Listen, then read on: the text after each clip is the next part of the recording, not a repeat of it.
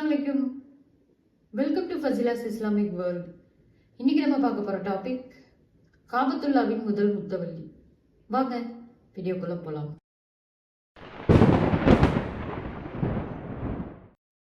முன்னொரு காலத்தில் ஏமன் நாட்டை சேர்ந்த ஜர்ஹம் கோத்திரத்தார் அந்த நாட்டில் கோரமான பஞ்சம் ஏற்பட்டது. அந்த நாட்டை விட்டு வெளியேறி வேறு பகுதிக்கு சென்று வாழ்ந்திடும் நோக்கத்தோடு பயணப்பட்டார்கள். வழியில் ஹஜரத் இஸ்மாயில் அலைஹிஸ்ஸலாம் அவர்களையும் அவர்களின் தாயார் ஹஜரத் ஹாஜரா அம்மையாரையும் சந்தித்து அங்கு ஜம்ஜம் நீரை கண்டதும் அங்கேயே தங்கி இருக்க முடிவு செய்து விட்டார்கள். ஹஜரத் இஸ்மாயில் அலைஹிஸ்ஸலாம் அவர்கள் திருமணம் செய்ததும் அந்த ஜர்ஹம் கோத்திர பெண்ணை தான்.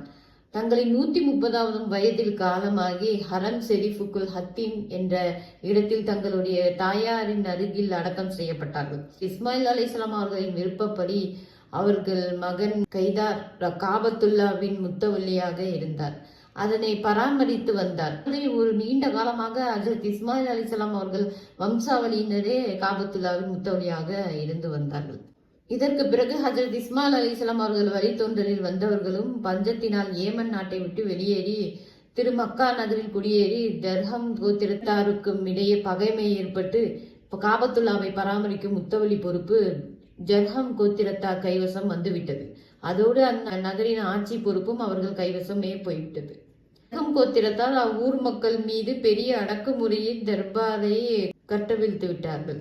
இதனால் ஹஜரத் இஸ்மாயில் அலைஹிஸ்ஸலாம் அவர்கள் வம்சாவளியினர் மக்கா நகரை விட்டு வெளியேறி அதன் சுற்றுப்புறங்களில் வாழ ஆரம்பித்தார்கள். ஜர்ஹம் கோத்திரத்தால் மக்கள் மீது அக்கிரமம் செய்வதோடு நில்லாது காபத்துல்லாவையும் சேதப்படுத்த ஆரம்பித்தார்கள்.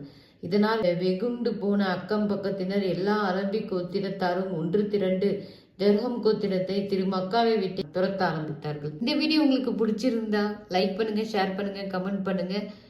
தொடர்ந்து கேட்க சப்ஸ்கிரைப் பண்ணுங்க, சப்போர்ட் பண்ணுங்க. அஸ்ஸலாமு அலைக்கும் வரஹ்மத்துல்லாஹி வபரகாத்துஹு.